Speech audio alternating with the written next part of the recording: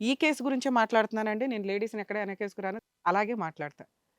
ఒక స్త్రీని పెళ్లి చేసుకున్న తరువాత, ఆవిడ జీవితాన్ని డిసైడ్ చేస్తున్న వ్యక్తులెవరు అంటే భర్త.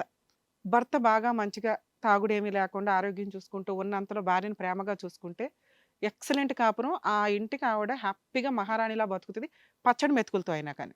ఎప్పుడైతే అతను అక్రమ సంబంధాలు పెట్టుకుంటాడో, లేదా తాగి తిరిగి ఆరోగ్యం డ్యామేజ్ చేసుకొని ఉంటాడో, ఊడిపోతాడో తెలియని సిట్యుయేషన్‌లో ఉన్నప్పుడు, ఆ అమ్మాయి నడి రోడ్డు మీద ఉండాల్సిందే. అలా నడి రోడ్డు మీద లేకుండా బతుకుతున్న అమ్మాయిలు ఎవరన్నా ఉంటే, సెల్ఫ్‌గా వాళ్ళని వాళ్ళు ఫైనాన్షియల్‌గా కాపాడుకోగలిగే వ్యక్తులు ఎవరైతే ఉంటారో వాళ్ళు వాళ్ళ పిల్లల్ని కూడా కాపాడుతున్నారు. మరి వీళ్ళిద్దరి కేసులో ఎవరు ఏంటి? 15 ఏళ్ళు కాపురం చేసిన ఒక అమ్మాయి ముగ్గురు పిల్లల్ని కంటే, ఆ ఇంటి పతిదేవుడు ఆవిడ జీవితాన్ని రోడ్డు మీద పడేస్తాను అని డిసైడ్ చేసేసాడు. ముగ్గురు పిల్లల్ని తీసుకొని ఆవిడ ఎక్కడికెళ్ళగలదు? ఏ పని జేయదు. దానికి తోడు ఆరోగ్యం డ్యామేజ్ అయిపోయింది. అతను బ్లాక్‌మెయిల్ చేస్తున్న విధానం ఏంటి? నోరు మూసుకొని ఉంటే ఉండు. లేకపోతే నిన్నొదిలేసి ఆ అమ్మాయినే పెళ్లి జేసుకుంటాను. నిస్సహాయ స్థితి. ఏమీ చేయలేదు. ఎవరికీ చెప్పలేదు. ఎందుకంటే ఆల్రెడీ 45 దాటేశారు. ఆ స్టేజ్‌కొచ్చినాక ఏ పెద్ద మనిషి చెప్పినా ఏంటో ఈయనే పెద్ద మనిషి. అంటే ఆ పతిదేవుడు ఈవిడ జీవితాన్ని, ముగ్గురు పిల్లల జీవితాన్ని రాసి పడేశాడు ఇష్టం వచ్చినట్టు.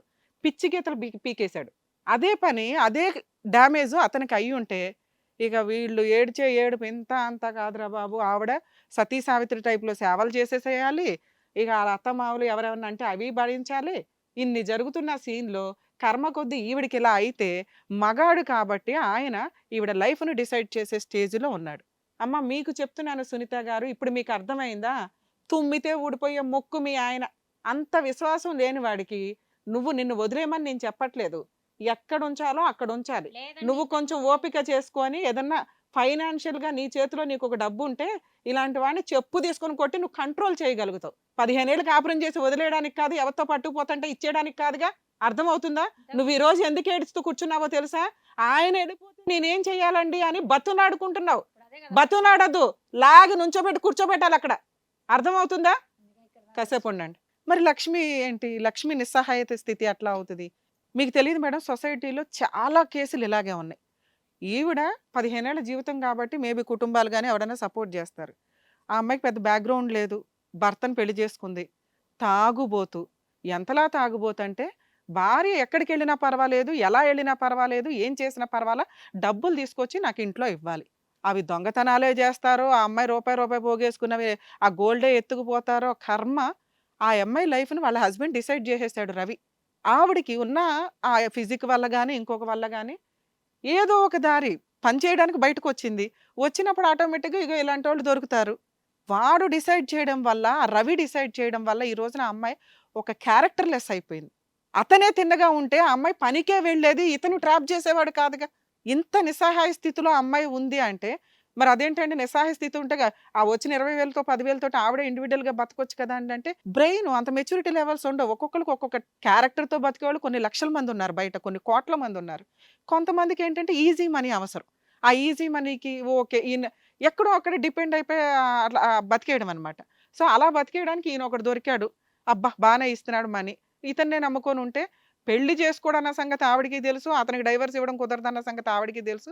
అయినా గాని ఒక వ్యక్తి దొరికాడు ఫైనాన్షియల్‌గా సపోర్ట్. ఫైనాన్షియల్ సపోర్టే తప్ప అక్కడ ఎటువంటి మ్యారిటల్ రిలేషన్ గాని, లవ్ గాని లేదు. ఆవిడ శరీరాన్ని ఈయన వాడుకుంటున్నాడు. ఆయన డబ్బుని ఆవిడ వాడుకుంటుంది. సో, ఇక్కడ ఆవిడ చేత మిస్టేక్ చేయించిన వ్యక్తి వాళ్ళ హస్బెండ్. ఓకే. ఆవిడ కూడా ఇండివిడ్యుయల్‌గా చేస్తే చేయొచ్చు. ఎప్పుడు? డైవోర్స్ ఇచ్చేసిన తర్వాత. పోనీ ఆ డబ్బన్నా ఆవిడ తీసుకుందా అంటే, ఎవరు తీసుకున్నారంటే ఫైనల్‌గా రవి. ఏంటి వీళ్ళ కాంట్రాక్టు? బాబు 2, 3 ఇయర్స్ మీ ఆవిడ పని చేయాలి.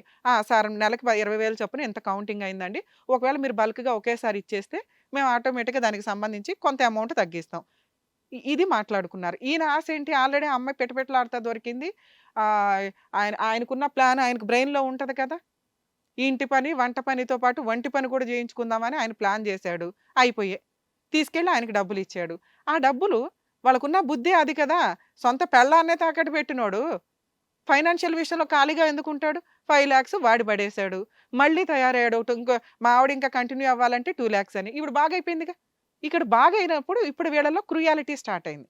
అతన్ని పెళ్లి చేసుకుంటానండి ఇవన్నీ డ్రామా. ఎందుకంటే వాళ్ళిద్దరి మధ్య ఉన్న రిలేషన్స్‌కి ఖచ్చితంగా అమ్మాయి దగ్గర ఏవో ఫోటోస్ ఏవో ఉండే ఉంటాయి. వాటిని అడ్డు పెట్టుకొని వాళ్ళు ఏదైనా బ్లాక్మెయిల్ చేస్తే చెయ్యాలి అని. ఇన్ కేస్ అవి లేకపోతే హ్యాపీ. ఇక వీళ్ళు రాసుకున్న ఆ 5,00,000 ఏదైతే ఉందో ఆ అమ్మాయి సర్వీస్ నిమిత్తం ఇచ్చినట్టే.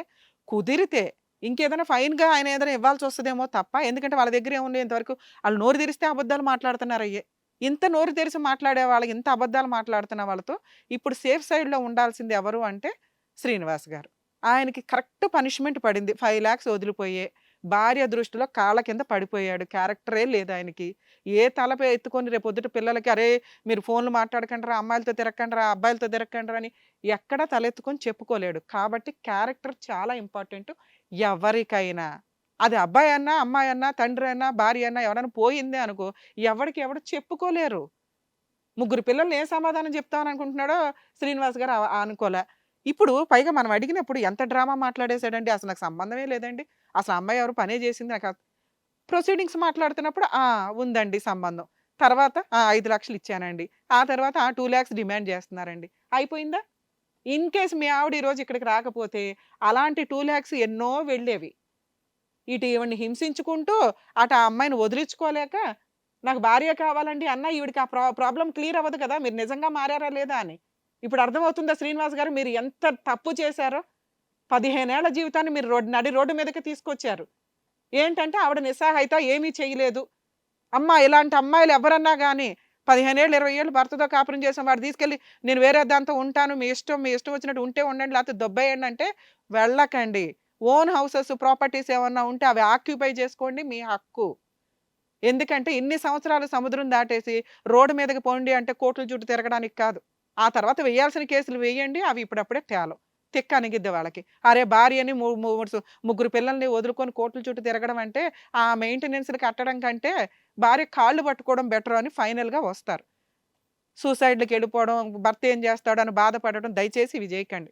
శ్రీనివాస్ గారు ఇప్పుడు మీ గురించి మాట్లాడాలా. మీరే మాట్లాడాలా. మేము మాట్లాడడం కాదు. ఏం చేద్దాం ఈ కేసులో? చెప్పండి మేడం. ఆ అమ్మాయిని మేము చెప్పడం ఏమిటి? నువ్వు చెప్పాలా?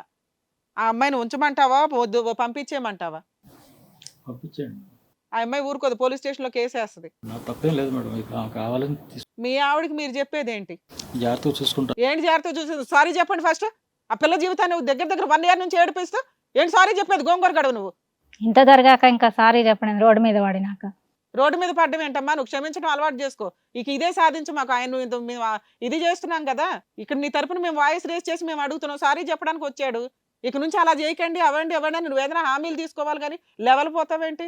మేము చెప్పకపోతే ఇక్కడ దిక్కాడమే లేదు నీ కాపురం నిలబడ్డానికి. పోయినాయి డబ్బులన్నీ పోయినాయి అన్ని. ఫోన్‌లో భర్త అయితే మిగిలాడుగా. సారీ చెప్తున్నాడు విను. ఏం చెప్తావు? నీ కండిషన్స్ ఏంటో అడుగు. సారీ ఇక నుంచి ఎలాంటి ఇంకొకసారి ఆ అమ్మాయితో మాట్లాడొద్దు. ఏ అమ్మాయితోని మాట్లాడొద్దు దయచేసి. వీళ్ళని ఇంకొకసారి రోడ్డు మీద పడేస్తాను అంటే మాత్రం మేము ఊరుకోమండి. మాకు కాల్ చేస్తది. అర్థమవుతుందా? అర్థమవుతుంది. అలా అని మీరు బాండ్ పేపర్ రాసివ్వండి. లక్ష్మి సూపర్. నేను నీ వైపు నిన్నేమి వెనకేసుకొచ్చి మాట్లాడలా. నీలా ఇట్లాంటి రవి లాంటి భర్త దొరికిన అమ్మాయిల నిస్సహాయ స్థితి గురించి మాట్లాడాను గానీ నీకు తెలివితేటలు కాస్త ఎక్కువే. బీభత్సమైన తెలివితేటలు. ఏ క్యారెక్టర్ దాచుకోవా? ఎవడికి అమ్ముతావు? ఎంతమందికి అమ్ముతావు? ఒక స్టేజీ తర్వాత నీకేమన్నా గౌరవం ఉంటదా? ఎవరి మీద కేసులేద్దాం అనుకుంటున్నావు నువ్వు? ఇప్పటికైనా బుద్ధొచ్చిందా లేదా నీకు? వచ్చింది మేడం. ఆయనతో పెళ్లి చేసుకుంటావా? మీ ఆయనకి డైవర్స్ ఇస్తావా? ఆడికి ఇస్తావో ఇవ్వలేదో నీ ఇష్టం. రవితో ఉంటావా లేదా అనేది నీ పర్సనల్ విషయం అమ్మా. నువ్వు డైవర్స్ తీసుకున్న తరువాత ఏం చేయాలి? ఎవరిని పెళ్లి చేసుకోవాలనేది లీగల్‌గా క్యారెక్టర్‌తో పెళ్లి చేసుకోండి. దయచేసి ఒకళ్ళ ఇళ్లల్లోకి వెళ్ళి వాళ్ళ నిస్సహాయ స్థితిలో వాళ్ళ హస్బెండ్‌లకి లైన్‌లేసి ఆళ్ళ జీవితాలు నాశనం చేస్తే వాళ్ళ ఏడుపు తగలకుండా ఉండదు. దయచేసి అది గుర్తుపెట్టుకోండి. మనం ఒక సొసైటీలో కట్టుబాట్లలో బతుకుతున్నాం. అర్థమవుతుందా? ఎందుకంటే మీ ఆయనతో కలిసి ఉంటావా లేదా అనేది నీ ఇష్టం అని ఎందుకన్నానంటే ఇలాంటి వ్యక్తితో కలిసి ఉండడం కంటే నువ్వు ఇండివిడ్యువల్‌గా కూలి పని చేసుకోవడం బెటర్. నీ అన్నం మెతుకులు నువ్వు తింటావు. నీ మీద డబ్బులు సంపాదిస్తున్నాడు అతను. నీ శరీరం మీద డబ్బులు సంపాదిస్తున్నాడు. అలాంటి వాడు నీకు అవసరమా? నేను అతని తాగుడుకి మాట్లాడట్లా. తాగుడుందో ఇంకేం వ్యసనాలున్నాయో ఆ తాగుడు అతన్ని దిగజార్చేసింది అతని క్యారెక్టర్‌ని. భార్య ఎక్కడికెళ్ళినా పర్వాలేదండి. ఎందుకంటే మీ పాత విషయం మాకు తెలీదు. ఇక్కడ మేము అబ్జర్వ్ చేసినంత వరకే మాకు అర్థమవుతుంది. అరే భయ్! ఆ అమ్మాయి క్యారెక్టర్ లెస్ అమ్మాయి ఆళ్ళిద్దరు పడుకున్నారంట అంటే నేను నీకేం తక్కువ చేశా అంటున్నాడు. అంటే అతనికి ఆ క్యారెక్టర్ ఇంపార్టెంట్ కాదు. నీ దగ్గర నుంచి డబ్బులు ఇంపార్టెంట్. సో ఇట్లాంటి వ్యక్తి నీకు అవసరమా? లేదా? అనేది లక్ష్మి గారు మీరే డిసైడ్ చేసుకోండి. దయచేసి నా రిక్వెస్ట్ క్యారెక్టర్‌తో బతకండి. ఇక లీగల్గా ఆయన మీద కేసులు ఫైల్ చేయాలంటే ఫైల్ చేసుకోవచ్చమ్మా. 498 డీవీసీ మెయింటెనెన్స్ కేసు కూడా వేసుకో. నీ పని నువ్వు చేసుకుంటూ ఉండు క్యారెక్టర్తో. ఓకేనా? ఇలాంటి వ్యక్తికి డైవర్స్ నువ్వు ఫైల్ చేసినా కూడా ఈజీగానే వస్తాయమ్మా. ఎదురు అతను తీసుకెళ్ళిపోయిన 5 లక్షలు ఇవన్నీ కూడా కౌంటింగ్లోకి వస్తాయి. ఎందుకంటే అది నీ సంపాదన వాడేసుకున్నాడు. అప్పుడు ఈయన ఈ మాట చెప్తాడు, మా ఆవిడ క్యారెక్టర్లు వేస్తాడు అని. దాన్ని ఎవరు కౌంట్ చేయరు. అర్థమవుతుందా? సో మీరు బెస్ట్. మా పర్సనల్ రిక్వెస్ట్ కూడా, దయచేసి ఇట్లాంటి దుకాణాలు ఎక్కడా పెట్టొద్దు. క్యారెక్టర్తో నీ పని నువ్వు చేసుకొని పచ్చడి మెతుకులు తిన్నా కానీ అది గౌరవం. తలెత్తుకొని నువ్వు మాట్లాడగలుగుతావు ఎవరితోనైనా. అర్థమవుతుందా? ఆల్ ది బెస్ట్ నాన్న. రవి, నేను నీకేం చెప్పను, నమస్కారం. ఎందుకంటే తాగుతున్నావు, నువ్వేం చెప్పినా మేమేం చెప్పినా నీకు అర్థం కాదు నాన్న. అర్థమైందా? నీకు భార్య వదిలేసినాక అప్పుడు తెలుస్తుంది ఎలా బతకాలి నీ కాళ్ళ మీద నువ్వు అని. లేదా అప్పుడు ఏదో జేబులు కొట్టుకుంటూ ఇవి కొట్టుకుంటూ అట్లా తిరుగుతూ ఉండు. కానీ కోర్టుల చుట్టూ తిరిగినాక క్లారిటీ వస్తుంది లైఫ్ అంటే ఏంటి, ఎలా ఉండాలి అని. కుదిరితే నీ తలరాత ఏదన్నా బాగుంటే తాగుడు మానేయడానికి ట్రై చేయి. మిగతావన్నీ స్టెప్ బై స్టెప్ వచ్చేస్తాయి. అర్థమవుతుందా? మా భార్యని బాగా చూసుకుంటాను. అరే భయ అమ్మని తర్వాత నువ్వు మాట్లాడుకో. మీ ఇద్దరిని కలపట్లేదు. ఎందుకంటే నువ్వు కరెక్ట్గా లేవు. ఆ అమ్మాయిని మళ్ళీ ఇంకెక్కడెక్కడ అమ్ముతావో నాకు అర్థం కావట్లే. నువ్వు ఎక్కడన్నా అమ్ముతావు ఆ పిల్లని, ఆ పిల్ల వెళ్ళిపోద్ది. ఎందుకంటే కష్టపడి సంపాదించడం కంటే సుఖపడి సంపాదించడం బెటర్ అని ఆవిడ ఫీలింగ్. అర్థమవుతుందా? వెళ్ళండి అమ్మా. సో సునీత గారు, శ్రీనివాస్ గారు, మేడం గారు సార్ చెప్పినట్టుగా చక్కగా విన్నారు. ఇప్పటి నుంచి మీరు హ్యాపీగా ఉండాలని చెప్పేసి కోరుకుంటున్నాం. Thank you so much Kalyan sir. Thank you so much Ramya madam. So ఈ జంటను చక్కగా కలిపి అంటే ఫ్యూచర్ వాళ్ళు ఎలా హ్యాపీగా ఉండాలో చెప్పి పంపించారు. అండ్ అలాగే ఆ అమ్మాయి లక్ష్మికి కూడా మీరు చెప్పకనే చక్కగా చెప్పారు. అలాంటి వాడు లేకుండా ఉంటేనే బెటర్, చక్కగా క్యారెక్టర్తో బతకండి అని చెప్పేసి. సో అటు ఇటు కూడా మీరు చక్కగా జడ్జ్మెంట్ ఇచ్చారు. Thank you so much. And వాళ్ళకి మంచి కౌన్సిలింగ్ ఇచ్చినందుకు thank you once again. So మరో కథతో మళ్ళీ కలుద్దాం. హిట్ టీవీ యాప్, ఇందులో short news, live news, entertainment shows, movies, digital magazines తో పాటు మీ జిల్లా వార్తలను కూడా ఫ్రీగా చూడొచ్చు. ఇంకెందుకు ఆలస్యం, వెంటనే హిట్ టీవీ యాప్ ని డౌన్లోడ్ చేసుకుని ఫ్రీగా ఎంటర్టైన్మెంట్ పొందండి. Hit TV app. Hit TV app. Please download hit TV app. Hit TV యాప్ని ఫ్రీగా డౌన్లోడ్ చేసుకొని ఎంజాయ్ చేయండి. మీకు నచ్చిన ఎంటర్టైన్మెంట్ కోసం హిట్ టీవీ యాప్ ని ఫ్రీగా డౌన్లోడ్ చేసుకుని ఎంజాయ్ చేయండి. హిట్ టీవీ యాప్ ని డౌన్లోడ్ చేసుకుని ఆస్వాదించండి, ఆశీర్వదించండి. ఇంతమంది సెలబ్రిటీలు హిట్ టీవీ యాప్ ని డౌన్లోడ్ చేసుకోండి అని చెప్తున్నారంటే ఎంత మంచి యాప్ ఆలోచించండి. అమెరికా అమెరికా అమెరికా అమెరికాలో చదవాలనుకునే వాళ్ళకి విశ్వసనీయమైన పేరు మన శౌర్య కన్సల్టెన్సీ. UK లో 1 year masters. UK లో 1 year masters. 2 years work permit up to 5 years visa. Contact Saurya Consultancy. Contact 89851 89851.